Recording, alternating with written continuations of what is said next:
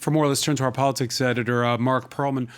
Marc, I think that some are already anticipating that he's going to announce these booster shots for over 65s. There's been an uptick of senior citizens coming in for those shots in the last couple of days. Yes, because they remember that on July the 12th, the president announced that the health pass would essentially be the only way to go to a bar, to go to a theater, to go to a restaurant.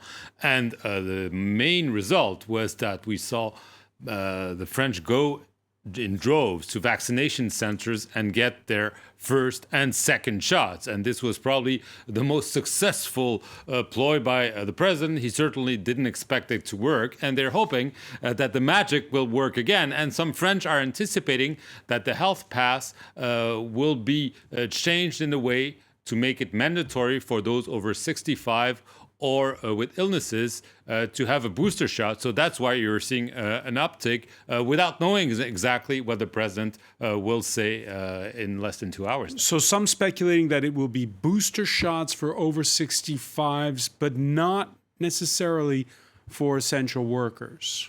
No, we'll have to see what the president decides. We know that there was a lot of controversy when he said that health workers needed to get vaccinated, that it was mandatory. There was a lot of protest at the time.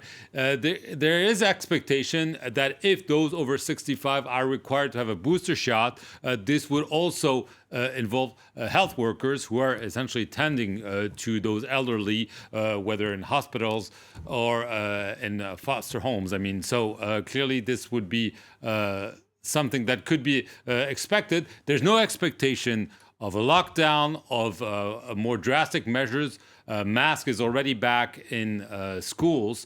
So clearly the president will send a warning saying, we thought that this was over, but he got burned before he announced that the nice days or the heady days were back before being battered by a new wave of COVID. So probably he'll be cautious and warn the French that this is not over. If you look at Germany, if you look at the UK, clearly the warning signs are over there. The warning signs are over there, but for now, the numbers slightly better here. Yes, they are better, but they're probably seeing an uptick in the number of cases, in the number of people going to hospital and intensive care units. And the president also has probably projections of what's going to happen in the next few days that we don't have.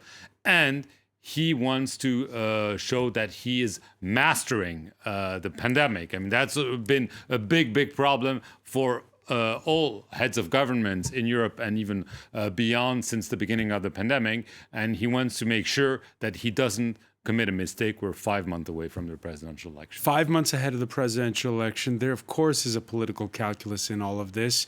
At one point, does he become a candidate, and how does he tone his speech in view of that campaign? Well, he will not become a candidate tonight. That's a given. The assumption is that it might be towards the end of the year or at the beginning of next year. But clearly, he has to send a message that he's not only there to talk about the pandemic, he'll probably tout the economic record.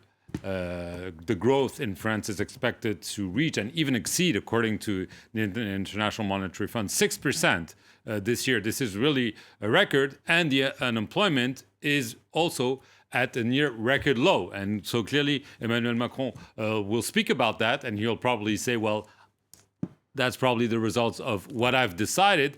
And he'll probably send a few messages about what's going to be done in the 5 months remaining in what he's hoping to be his first mandate. So yes, there will be a political message, a subtle one, not a very direct one, but clearly he wants to show the French that he's dealing with the present, but he's also thinking about the future. 5 months, a long time. Many thanks, Marc Perelman, our politics editor.